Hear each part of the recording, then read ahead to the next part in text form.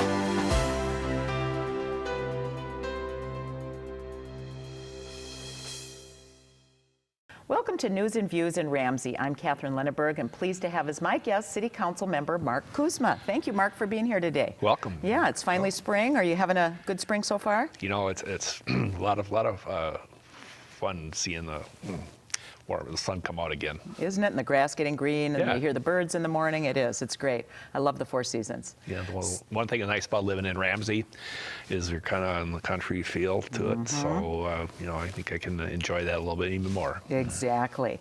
So let's talk about the Ramsey EDA Business Expo that's coming up in the middle of the month. What can you tell us about that? Well, you know, the Ramsey EDA, they put on 3 major functions a year, and the Business Expo is one that's free admission.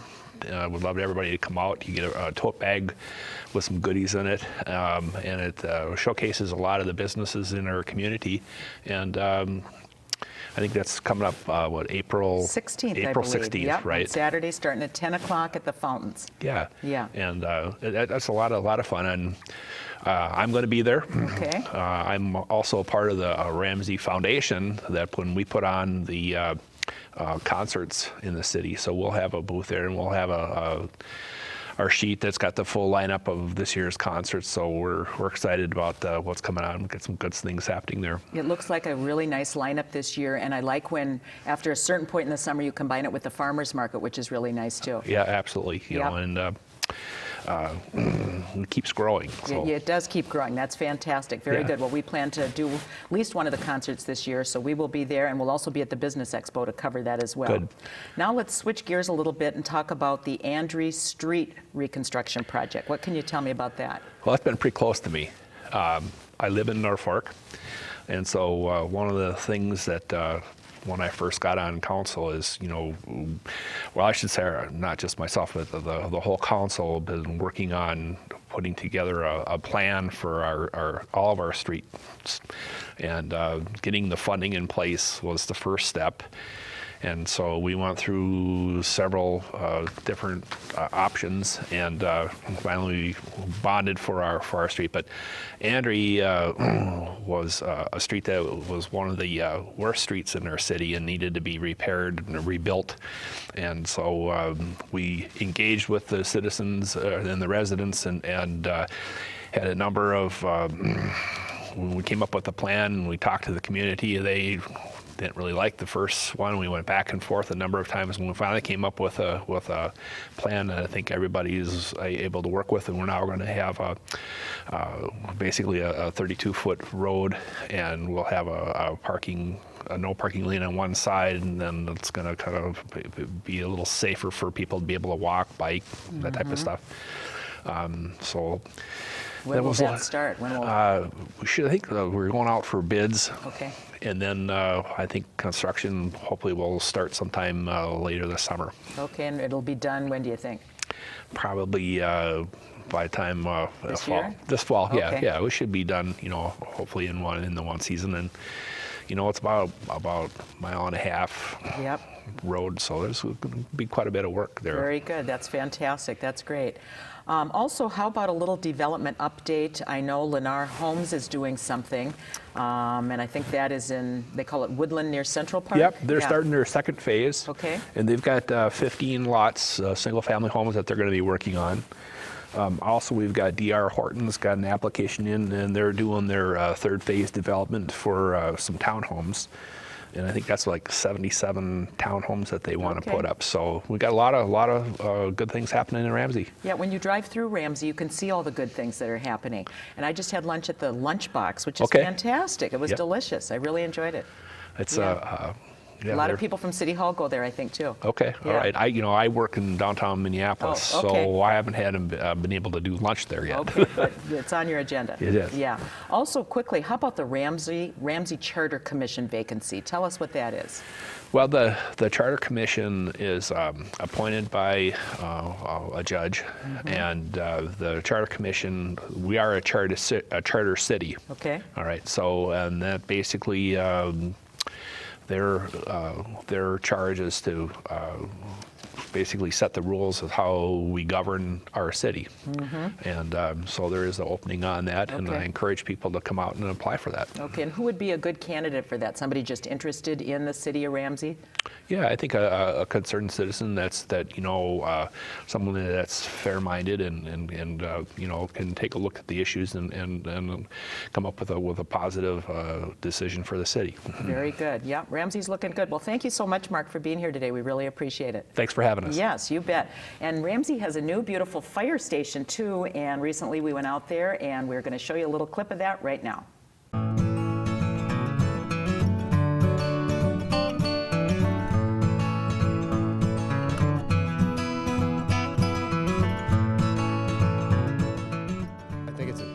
Facility, state of the art. So, and that's what we needed here in this city. So, why did Ramsey need a new station? Well, we've been operating out of that building since 1977, and I think we've got some mold issues in the building. And I think we're the only tenants of that building. The City Hall moved out 5-6 years ago, so it was time for a change.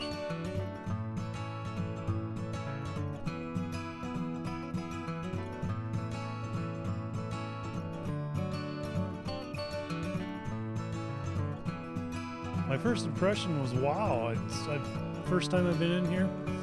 It's going to be very nice to have where we've been. And did Ramsey really need this? Yes, our old station is really crumbling, and this will be a great addition for many years. And why does Ramsey need this new fire station? Well, it's actually not an additional one, it's a replacement one. The existing Fire Station 2 we used out of our old City Hall building, that property's been sold, and that building over there will be demolished this spring now. So this is a replacement building, but it's larger because we are going to have police and ambulance in there too. Woohoo! Hello and welcome to News and Views in Ramsey. I'm Catherine Lenneberg and pleased to have as my guest Grant Reimer, and he is the Public Works Superintendent Director. Thank you for being here today, Grant. Thanks for having me. Really appreciate it. Before we get into what's going on in spring, let's do a little recap on winter. How did snow plowing go for the city of Ramsey? Snow plowing went very well this year. We had 5 full-scale plowings and 10 minor plowings. Full-scale plowings when we do everything in the city, every road, every parking lot, cul-de-sacs. The minor events that we call them is under probably about an inch of snow. We do the main collector streets and salt intersections, so that's a little bit less intense than the full scale.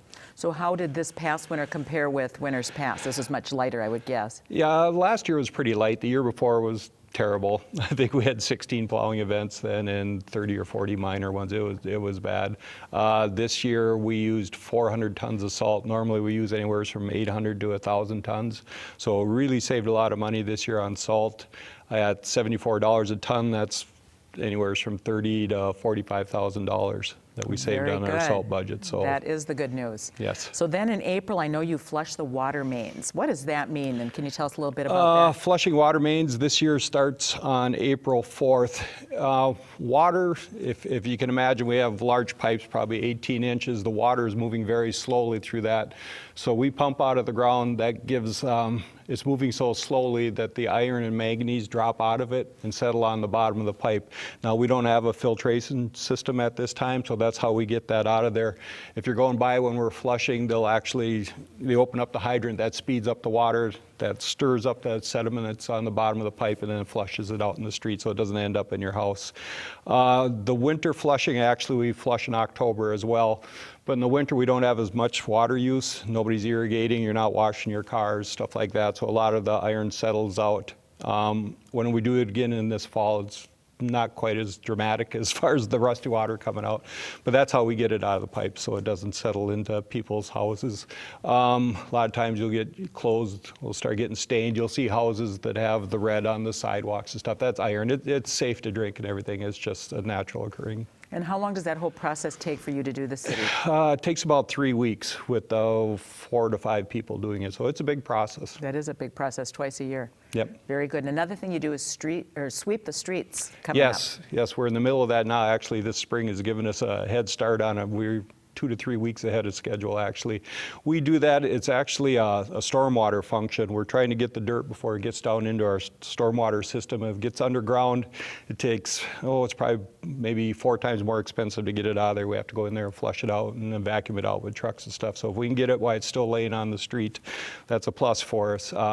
We have to stay ahead of the flushing crews, obviously, or they'll come by and wash everything down into the storm sewer, and then we have to go get it out of there. We've been lucky this spring. There hasn't been a heavy rain, so that has helped us too. It hasn't washed it down in there. We do the curbed areas first, just because all that stormwater system's underground. When we get to the northern part of the city, that's not quite as time sensitive because it's all ditch street. So if it goes off into the ditches, it's not quite as dramatic as if it goes down in the storm sewer.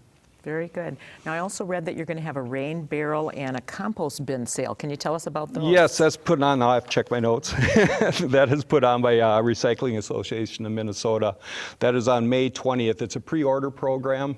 They have the recycling bins, actually a compost bin, and rain barrels. Anoka County residents can get another $14 off the compost bin just by registering. It's all done online. We have it at our Public Works facility, like I said, May 20th. That's just a pickup area. We're not selling them, so when you come there to buy one, you've already had to pre-order it. And do you see an increase in this year after year, more and more people composting and saving their rainwater? We only do this every few years, so I really can't say, but it's not an annual event for us. Okay. Very good. Also, there is a big spring recycling day on May 7th. Can you tell us a little bit about that, what people can bring and where? Yes, we do that every year. May 7th is the spring event. That's a large event. Everybody's cleaning out their garage after the winter or whatever. You can bring oil, tires, mattresses, scrap metal, what else we got? Electronics, appliances. There's a charge for some of these to drop off, but it's a big event. I would tell people, I see this every year, everybody's feels they have to be there at 8 o'clock, so the line is huge at 8 o'clock. Okay. If you can hang out till 9 or 10, it's about half the wait in the line. So Very good. That's good advice. And then there's more information online as well. yes, you can go to our website and everything is on there. Very good. Well, thank you so much. We're almost out of time, but I'm going to ask you back in a couple months, and you can tell us what Public Works is doing in the summer, because I know you have a lot of projects. Yes. All right. Very That'd good. be Thanks great. for being Thank with you. us today. You No bet. problem. All right. Coming up next now, we're going to take a look at an upcoming pet clinic that's going to be held in Ramsey. Let's take a look.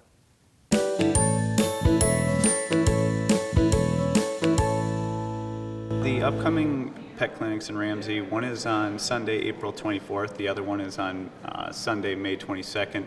They both run from 11:30 a.m. to 1:30 p.m. They will be held at the new fire station, Fire 2 in Ramsey. The pet clinics are a great way to come out. You get a free pet license, which is good for 3 years.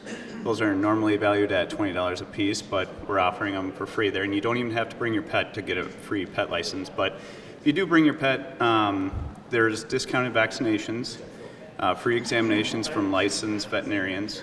And then, like I said, it's discounted, and we just ask that you bring a leash or a pet carrier for your dog or cat.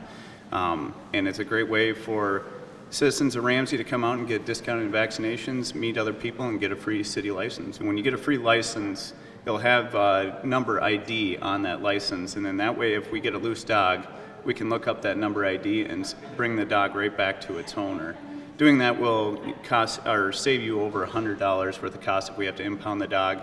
Plus, if it's a weekend, we can't release the dog on the weekend, so we'll bring it back to your house, save you a lot of money, saves a lot of hassle. Your dog's registered. You just have to make sure that you bring in your rabies vaccination certificate.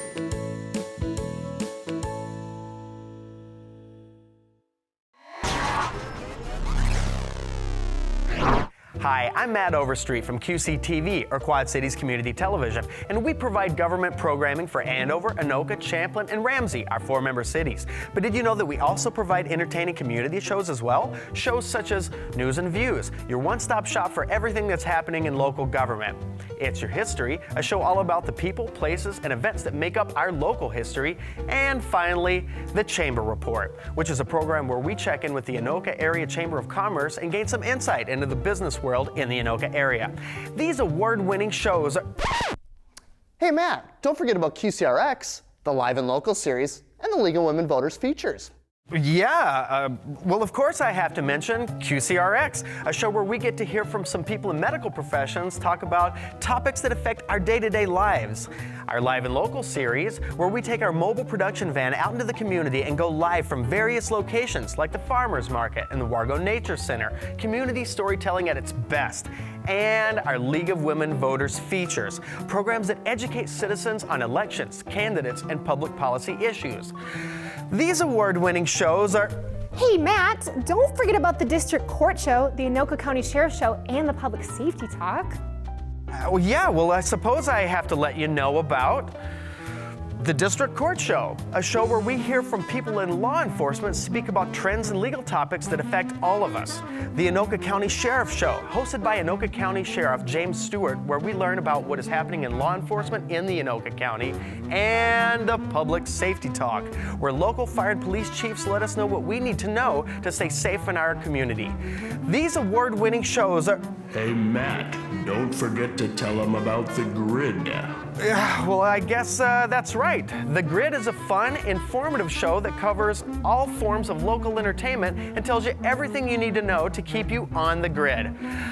These award-winning shows, combined with our amazing member cities' HD sports coverage, make up powerful and engaging programming that will entertain you while connecting you to the world around you.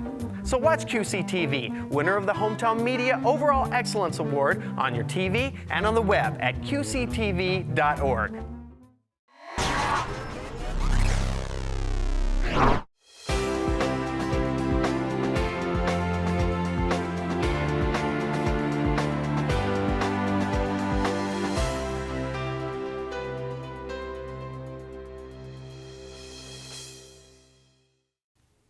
Hello and welcome to the Champlin segment of News and Views. For those that are watching on the channel as well as the web, thanks for checking us out. We are joined by our first guest today, and that is City Council Member Bruce Miller. How you doing, Bruce? I'm great, Corey. Thanks. It's nice to be here as always. Yeah, absolutely. Are you happy that spring is here, or are you a winter guy? Well, depending on when people watch this, there was a big snowstorm recently. Unfortunately, we didn't get a lot of snow up here, which is really good, so I'm happy about that. Everybody always looks forward to spring, so absolutely, it's a good thing. Yeah, no, I'm in Otsego, and we didn't get a single flake, but it was weird seeing cars get off the freeway with a bunch of snow on it. Yeah. South of the metro, maybe, working their way north, so yeah, it was interesting. No, it's nice. Yeah. Speaking of nice, City of Champlin, it's a fantastic community. It's a great city. If you were a new family moving to Champlin, why would you want to move to Champlin? In other words, why is Champlin such a great place to live? Well, I've been here for 25 years. I've lived on both sides of 169, so I lived over by the old elementary school, which is now Little Newton, and then now I live over on the east side, closer to the river and stuff. But I've raised 2 kids here. We've got some great school systems. Of course, Champlin has a lot of parks. It's a great city. It's a good place to rejuvenate, relax, raise a family, run a business. It has a lot of things going for it. Most people like it because I think it's got a small town feel, and most of the people I talk to, that seems to be the big drive around it. There's other communities around us that have, a lot more businesses or a lot more shops, but there's a lot more chaos, a lot more crime, and a lot of different things. And I think Champlin kind of gives us a little haven to where we can, like I say, rejuvenate and go back out into the world. And it's a nice place to raise a family. We've got turkeys and coyotes that I've noticed on Facebook lately, seems to be the big discussion. So it's a nice place. Like I say, I raised my family here 25 years and I'm still here, so there's a lot of things that are good about it. Yeah, absolutely. No, that's fantastic. And it's, from what I understand, it's about to even get better with the new dam construction. Can you touch on that? No, we're really proud about that. That should be done. People ask me, when is the road going to open, or is the road going to reopen? Yes, the road will be reopening over the dam. There's going to be a couple of fishing piers on it. On one side, there's an ADA ramp so people can fish on it. It's going to be really beautiful, and it's ahead of schedule from what I understand. They're trying to open it somewhere around May. Don't hold me to that. Things pop up now and then, but because of the real nice winter that we've had, they're a little ahead of schedule and stuff. So it's going to be really beautiful. It's going to be a centerpiece to where we can develop that area around there and develop the parks and have some real nice stuff. So Yeah, no, absolutely. I met Todd Tumanen down at the park, Mississippi Point Park, about a month ago, and what blew my mind was how many people drove through there. Yeah. And I saw a couple of guys park right next to me, and they're eating their lunch. They're on their lunch break, just watching these guys work. I thought that was pretty amazing, and that's it speaks volumes to. Well, that's a big goal in that area. One of the things, and Todd's been spearheading this, and we're trying to work it through the legislature right now, and it hasn't totally passed yet, but we're really optimistic on it, on what bills get passed. You never know until things get signed and stuff, but we're trying to get the mill pond dredged. And that's a lot of entities have been involved in that, a lot of work, and it's all part of that redevelopment. We want to make that whole area a showpiece for the whole upper Midwest area here, for people to come up and really enjoy that area. And if we can get that dredged out, get some good fishing back in there, maybe someday have paddle boats and a little area to rent things and just enjoy that area, it's just going to be a marvelous thing if we can get that through. So. Yeah, absolutely. Between the dam and the mill pond, very exciting things to come. Yeah, maybe a restaurant too, so we'll see how that goes. Excellent. Well, speaking of Mill Pond, we've been covering Father Hennepin Festival for years, and they've always had the old mayor and council fishing contest. Can we expect that this year? No, Can we might have some weed cutting or something along that there, because we don't know when exactly they're going to start raising the water back up. So I don't think we'll be having the fishing contest this year. But Father Hennepin is happening. Coming up, the parade is on June 10th. So I'm excited about that, and hopefully we've had some pretty good weather. Every once in a while we get a storm, but I'm looking forward. It's one of the earlier parades in the season for most people, so we get a good turnout for that. Yeah, no, Father Hennepin's fantastic. The parade is great, and we cover it every year. So look forward to our coverage at this year's Father Hennepin Festival, and crossing our fingers it doesn't rain, so we have some nice sunshine, and it'll be great. Thanks, Bruce. We appreciate you coming by. We'll have you back in a few months and see what else is going on, okay? Always a pleasure to be here. Thank you very much. It's a pleasure having you. Thanks, Bruce. Okay, well, it's been Easter time, and we just covered the recent Easter egg hunt out at the city of Champlin here. So we have some video. Let's take a look.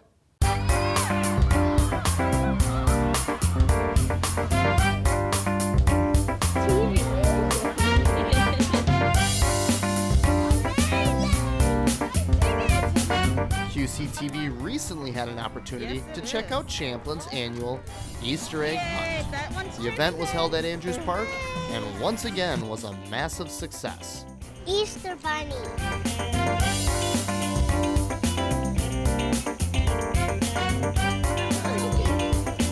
We had an opportunity to chat with Parks and Facilities Manager Charlie Lane, as well as a few egg hunters. Here, we just wanted to kind of promote our annual Easter egg hunt for the city of Champlin this year. It's kind of put on by Riverway Church, so as you can maybe see in the background, we have roughly 1,000 people here, so pretty excited.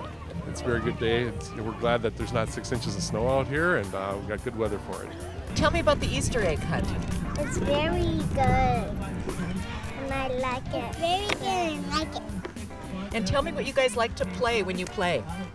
I like to play with a dinosaur. With hundreds of smiling faces, eggs full of goodies, and prizes, this year's Easter egg hunt was one for the books.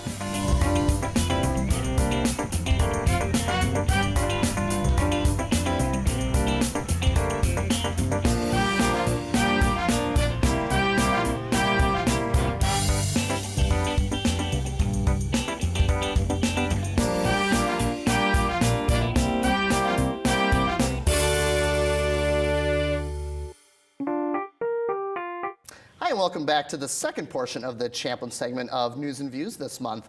We just took a look at the Easter egg hunt, and we want to thank the City of Champlin for inviting QCTV to that event, and it's amazing to cover that event on a year-to-year basis. Joining us now is the Code Enforcement Officer for City of Champlin, is Diana Jones. How you doing, Diana? Good, good. Thanks for being here. Oh, thanks for having me. Yeah, are you happy now that the snow's kind of melted and we're in the middle of spring, things are budding, grass is turning green? I'm personally happy, Yeah. but it really ramps up code enforcement. Right, Yeah. I bet. So you're busy. Yeah, I'm busy. Well, that's why you're here, right? Let's get right into it. Okay, let's do it. So tell me what is going on at the Maple Grove yard waste site. Well, it opens up April 1st, so everybody will be glad to hear that. All those leaf bags that have been sitting through the winter can be taken over there and dropped off. Just make sure that you go to their website and check out how to get in, because with some new design work on the roads over there, they've got a new entrance plan. So check that out, but it's free for Champlin residents.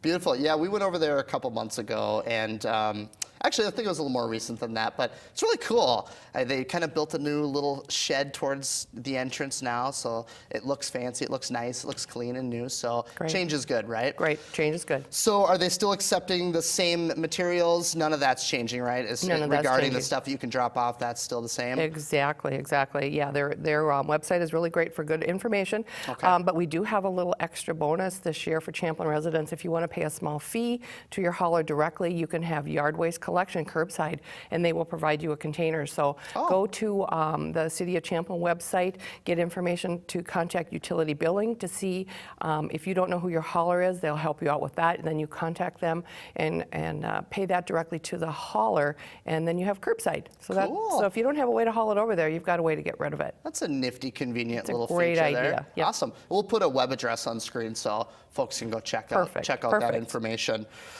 Speaking of warmer weather, summer and backyard fire pits go hand in hand. Can you give me a little rundown on what to expect for that? Well, backyard fire burning, it's an activity that we all just love. It's kind of a rite of passage to go out in the backyard, sit around, be social, have a fire. But Sure. there are some rules and regulations that everybody needs to be aware of. Only clean burning materials, wood, charcoal, that's what they're recommending that you burn. And burning between the hours of 9 a.m. and midnight, 7 days a week. So here's the deal. If you see a fire that you feel is out of control, or it's windy, it's not being watched, dial 911 to get response to that actively burning fire. Otherwise, enjoy. Right. No, that's good advice. Yeah, absolutely. And who doesn't like a nice fire on a nice summer night, right? marshmallow. Exactly. Yep. Well, speaking of grass, let's talk parking and grass. Those don't always go together. They like don't. fire pits do. No, they never go together. That's our number one concern and complaint, truly, in Champlin, is parking vehicles on the grass. Wow. Make sure you use your driveway at all times, or put down what we call an approved parking surface. We can get information for for you at the city, you can certainly give a call and we'll help you walk through that. But yeah, don't park your trucks, your motorcycles, your cars on the grass. The exception would be in your backyard. RV licensed vehicles are allowed in the backyard, which could be a motorhome, a camper, a boat and trailer, a trailer with snowmobiles or something of that nature. So, you know, there's a little room for parking in the back, but in your front and side yards, keep it on the driveway or a parking surface. Okay. Okay. Good to know. Yeah. Good to know. And lastly, I want to end this conversation on a super random note. We're going to talk chickens and bees. What's up with chickens and bees? Yeah, well, you know, it's really a hot topic. It's been talked about throughout the metro and virtually, you know, countrywide, people wanting to get back, be organic and do their homegrown. And chickens and bees are certainly a topic that people are looking to do. However, in Champlin at this time, they are still a violation to have chickens or bees on your property. So make sure that that's not something that you think about doing here, because if it's an expensive endeavor to set up and then we come and ask you to remove that, it's going to be, that's hard. We don't want to do that. So chickens and bees, not in Champlin. Yeah. Keep them out of Champlin. Keep them out of Champlin. Well, that's good to know. Yeah, no, absolutely. You know, I've always wondered about my chickens and my bees and what to do with them, so thanks for the heads up. Well, that's great, Diana. We want to thank you again, once again, for coming and giving all this useful information, and we appreciate it. Well, we look forward to having you back. All right, thank you. All right, thanks, Diana. Okay, the City of Champlin has a big day coming up in the month of May, and there's actually 2 events that are happening on the same day, so we're going to give you some information. Let's take a look right now. On Saturday, May 7th, the Champlin Garden Club will be hosting their annual plant sale in the Willie McCoy's parking lot. We had an opportunity to speak with the president of the Garden Club, Sue Schmidt, for more information. May 7th, we will be having our annual plant sale, which is our only fundraiser of the year. We're really excited because the funds go towards maintaining the Doris Kemp Gardens, which we established, and toward a school education in horticulture. We will have some really nice perennials, a lot of annuals, a lot of native plants, very good for the pollinators in our community, and some plants from our members. Also on Saturday, May 7th, the City of Champlin will be hosting their annual event, the Material Drop-Off Day, which will be hosted at the Champlin Main Theater parking lot. Check out the list of materials on the Champlin Chronicle or on the city's webpage at ci.champlin.mn.us, and you have some things to be recycled. Make sure to participate. And also, if you're out and about on that Saturday, stop in at the Champlin Library, who will be hosting their annual book sale. QCTV is your local leader for high school sports. Tune in to watch your team compete from the start of the season to sections and beyond.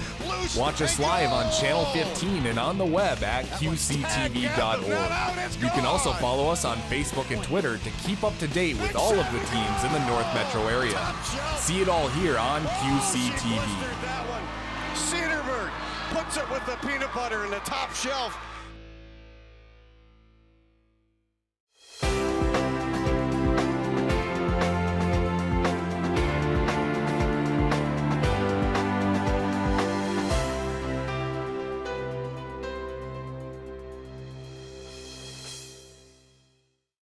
Hi, and thanks for joining us for the Anoka portion of News and Views. I have as my guest in the studio with me today, Bart Ward of Anoka, and Bart is going to give us a surprise announcement today. Well, I am, Matt. We have been working on this undercover for about a month or so. A friend of mine, John Freeberg, who was a stamp collector, walked into my office some weeks back and mentioned to me that the post office had created 4 first ever Halloween stamps. They're 4 separate jack-o'-lantern stamps. And they had no issuing city or first cancellation city is what they call it. Okay. And so when a stamp is unveiled by the post office, they do about 30 stamps a year. They usually unveil it in a specific city or place or location. A lot of the big East Coast cities get these things, Chicago, Philadelphia, New York, Los Angeles, places like that as well. And so we were surprised to find out there was no unveiling city or first issue city. And so We made some phone calls, talked to our local postmaster, Dan Stark in Anoka. Dan got on board with this, talked to the folks back in Washington, D.C. We were visited by postal officials from Washington, D.C. a couple of weeks ago. And interestingly enough, we put our sales hat on. We had actually sent a lot of letters to them. We had different folks from Senator Klobuchar down to what I say the janitor, sending letters to the Postal Service. We had sent a lot of history of Anoka Halloween, the city of Anoka, and so forth. When these folks came in, they informed us that we had been chosen as the city for unveiling the stamp. It'll be unveiled September 29th. It's a Thursday at 11 o'clock in front of City Hall Plaza. And we're in the process now. We've created what is called the FDOI 2016 Committee, First Day of Issue 2016 Committee. It has postal officials on it, City of Anoka officials, Chamber of Commerce folks. Your chief in charge here, Karen George, is on the committee. Right. And so we are, planning multiple events for this. Of course, the unveiling is the big event. That's where they will unveil the stamp, and then stamp collectors, local and from wherever, can request that we cancel an envelope for them that they may send to us, or they send to the Anoka Post Office. We will do live cancellations right there on spot. People can buy the stamp. They can buy what's called the cachet, the envelope, with a specific image on it, and we'll use images from Anoka Halloween in the past. The County Historical Society is going to have what's called, again, a cachet, an envelope with an image on it. The stamp will be affixed to it, and then the cancellation stamp, which will be a special cancellation stamp, will go on that, and then that becomes a collector's item. Wow. The first day, of course, is very important. That's the very first day that the stamp was ever canceled. So that's what stamp collectors and dealers want to get their hands on. And of course, Anoka's really proud to do this. We had competition. We had other cities out there that wanted, the first day to be in their city, and I think the community came together. We had a lot of great folks that supported us, and here we go.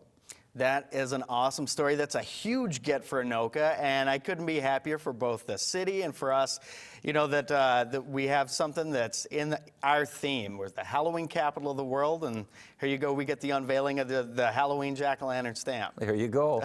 Well, Bart, thank you so much for coming and telling us all about this today. We're going to be covering the event, I'm sure, whenever the time comes. And that's a great time for it to come out, too, because it's right before Halloween, so right when we're gearing up to get into all of our Halloween festivities. So everything seems to be falling right in place for this whole ordeal, and I couldn't congratulate you more. So thanks for coming here today, Bart, and telling us about it. I certainly appreciate it. Glad to be with you. Thank you. Right. Well, coming up next, QCTV was at an event at the Anoka Rum River Library. It was a kids event. Let's take a look at that video right now.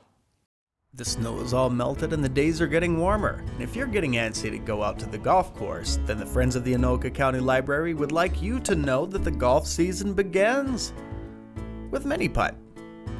On Saturday, March 19th, the Rum River Library hosted a Mini Putt fundraiser and silent auction, and the turnout could not have been better. I think it was very successful this year. We had about 120 people that came to play and had some wonderful bids on the silent auction.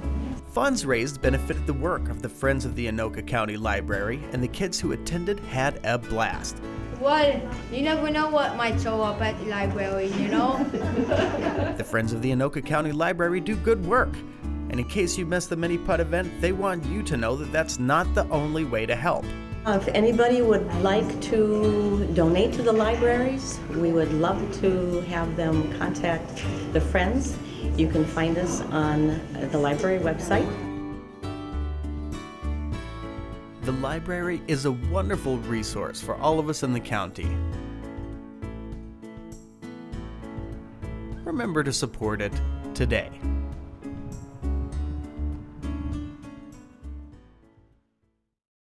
And we're back for the Anoka portion of News and Views. It's always nice to see kids having fun at the library. Well, my next guest on the show is Jess Girard, and we're going to be learning a little bit about an event called Walk a Mile in Her Shoes. Jess, thank you so much for being with us today. Thank you. So, first of all, could you tell us, what is Walk a Mile in Her Shoes? Sure. It's an international award-winning walk for men to stop rape, domestic and sexual violence. And so this is a walk that happens all over the country, and we've actually had this before in Minnesota, in Brainerd and Bloomington, and we've gathered together with people throughout Anoka to put on this event, and the goal is to raise awareness about this issue in our community, and all the proceeds of the walk go towards the Alexandra House, which is a domestic violence shelter here in Blaine. Yeah.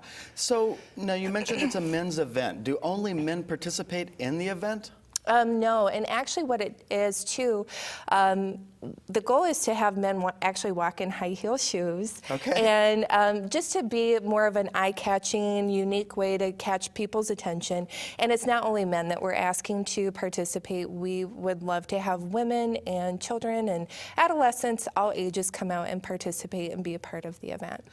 So you mentioned it's men, and they're going to be wearing high heel shoes. So it's essentially a walk, right? It's a walk. It's a 1 mile walk. Okay. And again, they don't have to wear the shoes. We have shoe decorating stations, so if they want to wear regular shoes, they can decorate their shoes or just wear normal shoes. But it will be through downtown Anoka for approximately 1 mile, and we'll have signs and information to hand out about domestic and sexual violence. Now, I recently heard a little bit about this event on our Chamber Report show, and I know Pete Turok was asking, you mentioned they don't necessarily have to wear the high heel shoes, and a question that I have is, how do they find so many shoes big enough? Oh, right, great question, great question. Actually, we've been searching the cities for shoes, and then we're going to be specially ordering shoes. And so, but we've even seen people get really creative and make their own shoes out of like flip-flops or something. So So you mentioned this is going to be downtown Anoka, and you said it's about a mile? It's about a mile. We're going to start at the Anoka County City Hall, the Anoka City Hall Plaza. Yep. And we're going to, if you're familiar with the downtown area, go down to the Riverwalk. Yeah. It'll go across the footbridge over to Ferry Street and then down Main Street. Okay. And now, how can companies participate and be involved? Sure. We have quite a few ways for them to do that. They can be sponsors. So we have sponsorship opportunities where they can exhibit at the walk. We'll have resource tables. They can hand out information and promote their business and be a sponsor of the event. And or they can build their own team and have a walk team for their employees. That's great. And now I'm assuming there's some registration process if people want to walk. How does that happen? They can either go online to nystromcounseling.com/walk-a-mile in her shoes, or go to Eventbrite and register on there. The cost, fees, and everything and detailed information, registration times are all listed on that website. All on the website. Well, it sounds like a wonderful event, and it sounds like a great way that that we can raise awareness towards a very real and very serious issue. Yes. But it's a nice way that we can also have fun as we bring awareness to it. Exactly. Well, thank you so much for being here today. We certainly learned a lot about the event, and we are going to be there at the event covering it and watching all the funny guys in the high heels. But so it sounds like a lot of fun and a great way to bring awareness to it. Indeed. All right. Well, thanks again for being here with us. Well, the Anoka Champlin Fire Department dance was recently held at the American Legion in Anoka. QCTV was there for the event. Let's check out the video right now.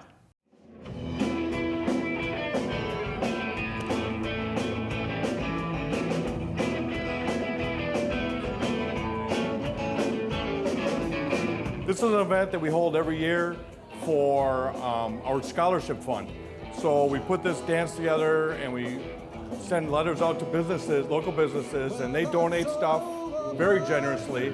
And the money we make tonight will go to our scholarship fund. We give 2 $750 scholarships, one to a student in Anoka, one to a student in Champlin, if they go into the EMS services. The big goal is obviously to raise the money, but it's also to get us out there in the public and be around the public, and we're part of the community. It's a big thing for us.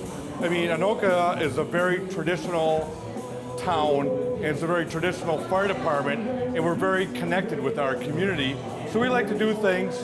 We do like a corn feed on Fridays during the car show.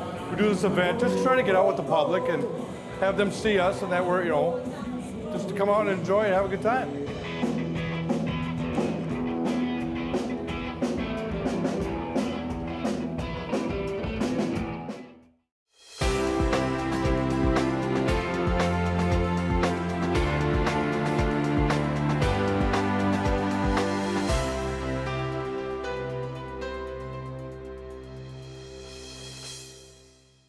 Hello and welcome to Andover's segment of News and Views. I'm your host, Leslie Sauer-Smith, and joining us right now is City Council member Mike Knight. Thanks for coming on today. Good being here. Of course. So I know Andover is very committed to open space. Mm-hmm. You guys have been spending like 10 years committed to this project. So how did it really start? Well, we did a referendum in '06, and the public passed it very easily, and that set a specific tax factor for raising that money, raising $2 million, and so we ended up doing that. We're still in power, but right. we've used the money, so. Yeah, so there's, you guys are finished purchasing, so that part is over. Unless we pass another one, and I don't know if we would, but it would take another one to do that. Yeah. Okay, yeah, I'm sure they would probably pass it if the opportunity was. The public has been very, very receptive of this, and I can understand why. When you walk one of these, you can understand why they would like it. It's a very, very nice situation, I think. Yeah, for sure. I know I've personally been to 2 of them. I know there's 4 in total. Let me see. The total acres that were purchased is 168. 168. Yeah, and that's quite a lot. And I know there's Martin's Meadows. That's the one with the river, and it's very pretty. That's up in the northwest corner of the city. Uh-huh. Yep. And then North Woods Preserve. And that has like a little apple tree that, yeah. So that's a little gem right there too. Maple View, that has tons of large maples, I heard. Yep. And then Dalsky Woodlands is one of the newer ones. Yeah, it's way up in the corner, this northeast corner. Right, in fact, it's right on the border. Oh, okay. 181st is what it's on. So. The border. And that's our northern border. Great. So they are kind of spread out. It's very accessible for people. I know there's some parking locations for people as well. Well, 2 of them now. We're still in the process of getting the parking. Okay. Dalsky is one, and same with Mapleview. They're still in the process of getting the parking finished. We can get the entryway, but you have to provide that sort of thing. So. Right. Well, I'm sure they'll get even more popular, and once the parking spots are in there too. So. And so now, since the purchases are all done, I know it's more geared towards the management idea. Yep. I know we did a walkthrough through Martin's Meadows recently with the Open Space Commission, and Cameron Kaitonen showed us some of the recent improvements, like buckthorn removal and stuff like that. Prairie restoration, buckthorn removal. General clearing, trails. We received a grant, and that's what we're using on these. Okay, for the management part? Yeah. Great. All right, and then I know, so there's tons of residents out there. Have you heard any reactions from them about any of the open spaces? We get very positive responses on this. They like getting out and walking them. And if you walk Martin's Meadows, you know that you walk it out, you walk down the hill, you get some beautiful river coverage, frontage down there, and up on top you have open prairie, and it's very pleasant being there. It's a passive type of experience more than anything.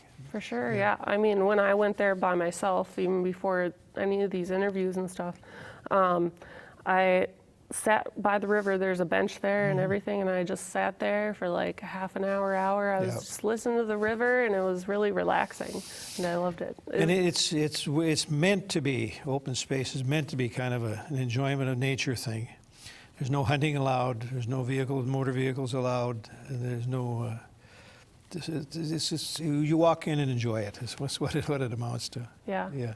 So if you wanted more community members to go out there, what would you say to them? Oh, I'd say call City Hall and get to your location and so forth, because getting into them, sometimes the driveways aren't really standing out. Ready. You'd have to. Yeah. But once you're in there, you can understand why we're doing it, or why. And other cities have done it too. We're not alone in that. For sure. Yeah. Yeah, there's studies and everything. Yeah. So, well, I know it's always great to have you on and talking about open space. It's a big deal in Andover, so thanks for coming on. I thought I'd mention the acreage size too, because we have Martin's Meadows has got 38 acres. All right.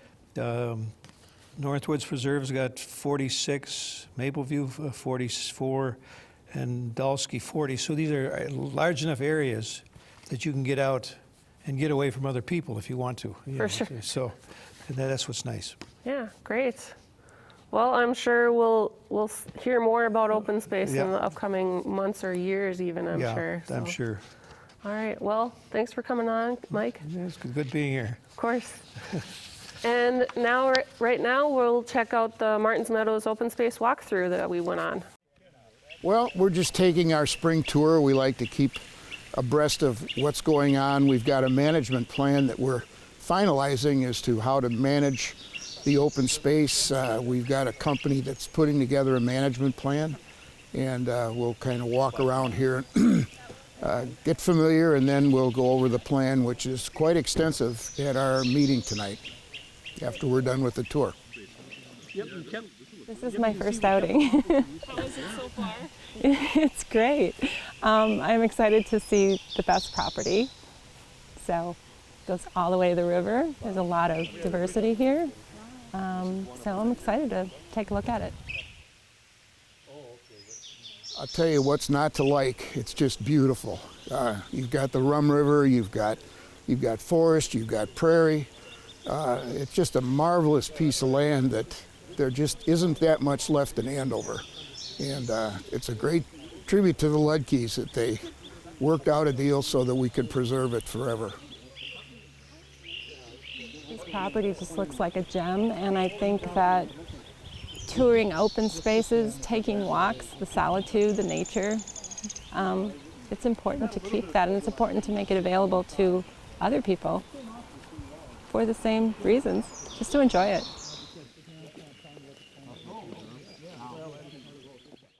Well, Martins Meadows was a great walkthrough, and I encourage everyone to come out there and visit Martins Meadows and all the open spaces in Andover.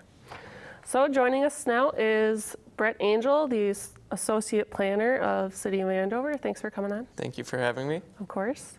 It's always good to have other people coming in and updating us about the city. Yep. So I know the weather's starting to be spring. We got a hint of it, and now it's probably going to be really busy. People going out, enjoying the water, probably boating. Can you touch on the no wake ordinance on Crooked Lake? Yeah, this is something that Andover and Coon Rapids worked together to create.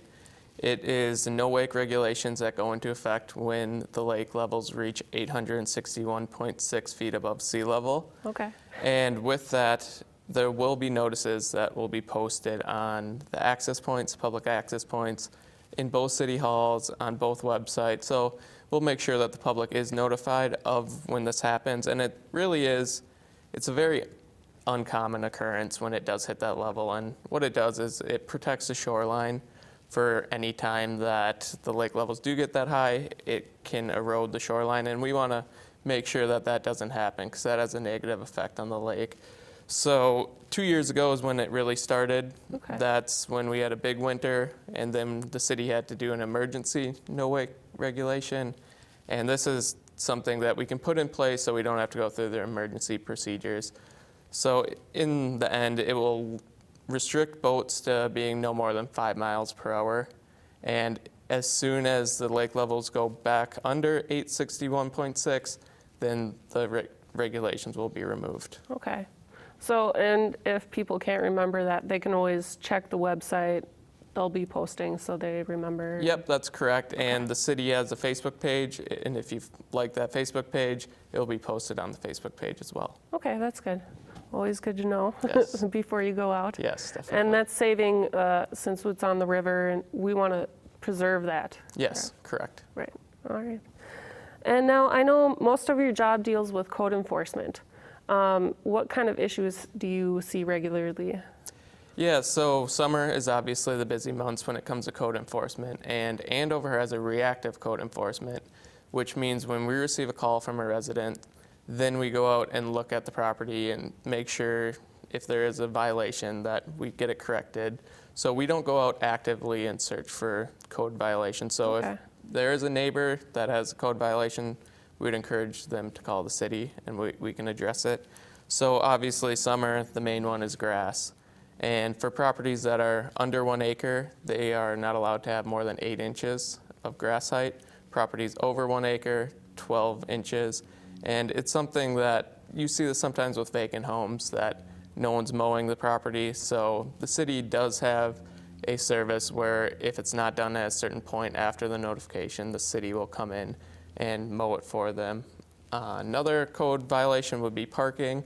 Parking's probably the #1 throughout the entire year that we get. Okay. And so with parking, you cannot have a vehicle parked on the grass in the front or side yards of the property. You are allowed to have 2 vehicles in the rear yard as long as they're 10 feet from property lines. And for inoperable vehicles, so if you have a vehicle with expired tabs, it has to be in the garage. It can't be anywhere on the exterior of the property. Okay. Summer, also composting. That's a big thing that happens in the summer. So we have regulations that composting has to be in the rear yard of a property. It has to be screened from adjacent property owners and the public right-of-way, and that it has to just be out of sight, really. Okay. And it can't reach a certain point. If they do have questions, they can always call me, and I can go through that a little more. There's a few regulations for that. All right. Garage sales, since it's about to be garage sale season, this is nice to touch on. The city limits it to 4, no more than 4 per 12-year or 12-month cycle, and with that, they can't run for more than 72 continuous hours. So if you start on Thursday, it has to end on Saturday. Start on Friday, it can go through Sunday. Okay. And another one, accessory buildings. Accessory buildings, they obviously are being built right now, so it's important to have, if you are thinking of building a shed, to call the city first to make sure that you're placing it in the right spot, because the last thing you want to do is have it built and then it has to be moved or removed. So it can't be in drainage easements, and for setback information, please call the city, and we'll be happy to help before it gets to the point where it has to be removed. All right, so I know this is only some of the enforcements that you covered right now, and there's tons more on the website. I know if they have any questions, they can call City Hall or you personally, I'm sure. Correct. If you have any questions about something that a neighboring property has or yourself, what you'd like to do at your property, please call the city and I'll be more than happy to go through it with you before. Excellent. Great. All right. Well, thanks for coming on, Brett. You're welcome. All right. And now we'll check out the 18th Annual North Suburban Home Improvement Show.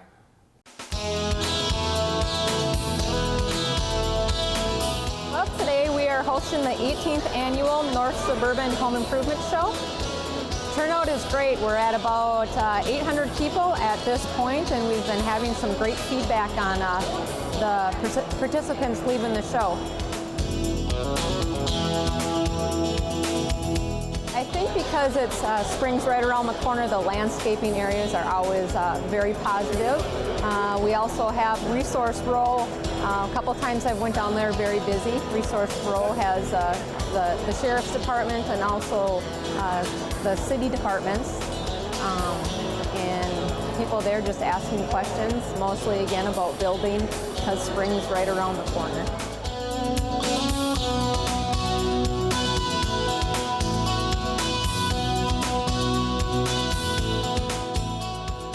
My favorite part is actually meeting the people that are coming in. Everyone is just very friendly and very happy, and I enjoy working with all the people.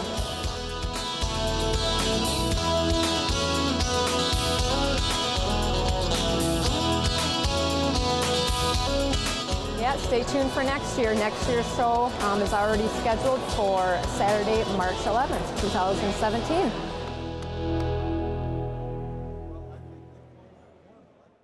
Well, that's it for another excellent edition of News and Views. For this and more local coverage, be sure to check out our brand new website at qctv.org.